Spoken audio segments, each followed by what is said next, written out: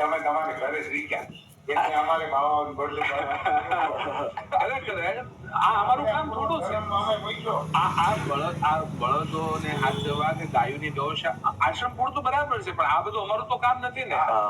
અમારું કામ સાધુનું કેટલું છે, ભજન કરવું અને સમાજને સાચા માર્ગે લઈ જાવ. પણ હવે જયારે સમાજ ચૂકે પછી સરકાર ચૂકે, સમાજ ચૂકી જાય તો સરકારની જવાબદારી છે. સરકાર પણ નથી કરતી ત્યારે સનાતની સાધુ આગળ આવવું પડે છે, કોઈ પણ ક્ષેત્રની અંદર. અને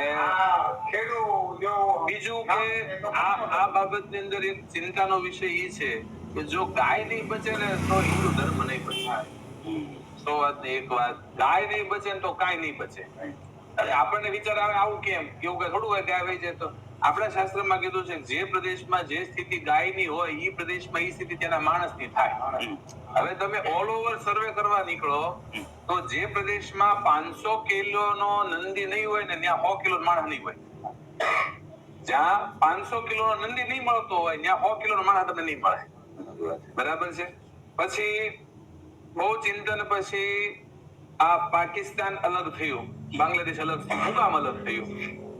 પાકિસ્તાન આપણા ભારતનો અખંડ ભારતનો હિસ્સો હતો, અલગ થયું. શું કામ થયું? તો કે હિન્દુઓની સંખ્યા ઘટી, અલ્પસંખ્યક થયા. તો હિન્દુઓની સંખ્યા કેમ ઘટી?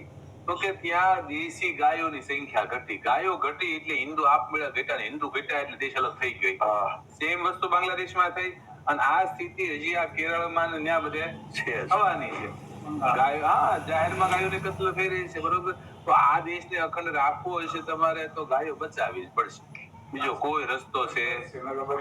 જો ગાય વગર, ગાયને મૂકીને કોઈ ધર્મની વાત કરે તો ખોટી વાત છે, બરાબર. માણસના 16 સંસ્કારમાં ગાયની જરૂર છે. ગાયને મૂકીને કોઈ સ્વસ્થ એટલે તંદુરસ્ત રહેવાની વાત કરે તો ખોટી છે, કારણ કે તમે છેલ્લે ક્યાં જાવ પડે? આયુર્વેદમાં, અને આયુર્વેદનો આધાર ગાય છે. તમે કે ગાયનું ઘી ખાવ, ગાયનું ગૌમૂત્ર, ગાયનું દૂધ, બરાબર છે. પછી ગાયને મૂકીને કોઈ ખેતીવાડીની વાત કરે તો એ ખોટી છે. તમે છેલ્લે ક્યાં આવશો? ઓર્ગેનિક ઉપર, પ્રાકૃતિક ખેતી. પ્રાકૃતિક ખેતીનો પ્રાણ જ ગાય છે. ગાયના ગૌમૂત્ર, ગાયના છાણ કે ગાયના છાશ વગર પ્રાકૃતિક ખેતી શક્ય નથી.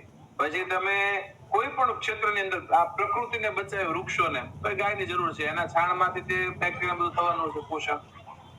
ગાય વગર કઈ ખોટી પોકળ વાતો છે. ગાયને મૂકી ખેડૂત સમાજ આખો બધું. અમારી પર દાદા એમ કે ખેડૂતને કોઈ દી ડાયાબિટીસ કે કેન્સર, હાર્ટ એટેક ના આવે. બળદો નીકળી ગયા એની પાછળનું કારણ તમને કહું કે બળદ હાથીએ જયારે જોડે ને બિલીએ કે એમ, બરાબર, ત્યારે એ રોજનું નહીં તો 40 કિલોમીટર હાલી જાય. તો વાય 40 કિલોમીટર હાલે ખેડૂતો જોઈએ કે નહીં? ઈ ધંધા ઉપાડો ને ઈ ઉપાડો કાઢો બધું, બરાબર. પછી બીજું કે પહેલા રોગ નો આવતા, રોગ આવતા તો ઓલી લીમડા તીરથી લઈને ગૌમૂત્ર છાંટતા તો રોગ હોયા જતા. હવે જ્યારે એક કાંતર ખંભે પોપ નાખી દવાઓ છાંટે તો જાય છે. એનું કારણ પછી બળદો ખેતરમાં હાલતા તો એનો છાણ પડતા, ખાતરની જરૂર ન પડતી. એના ગૌમૂત્ર થી મતલબ એટલું જમીનમાં ફર્ટિલાઇઝર વધી જતું એમ. પણ આ બધું નીકળતું ગયું ધીમે ધીમે, એટલે એના કારણે. અને હજી તે ગાય વગર તો હાલશે કોઈ પણ ને હોય ને. આપણે હિન્દુ નહીં કરીએ તો કોણ કરશે?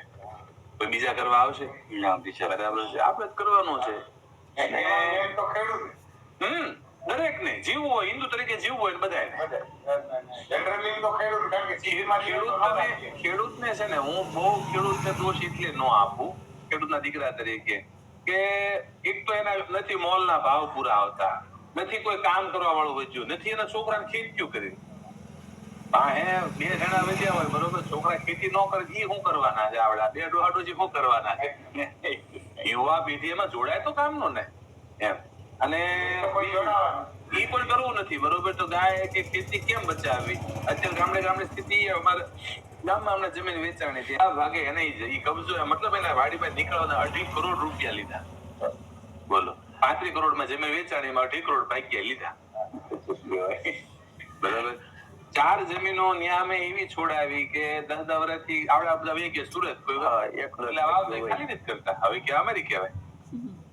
એટલે આ સ્થિતિ અત્યારે બધે થવા મળી છે. એમાંથી બચવું છે, નીકળવું છે તો ખેતી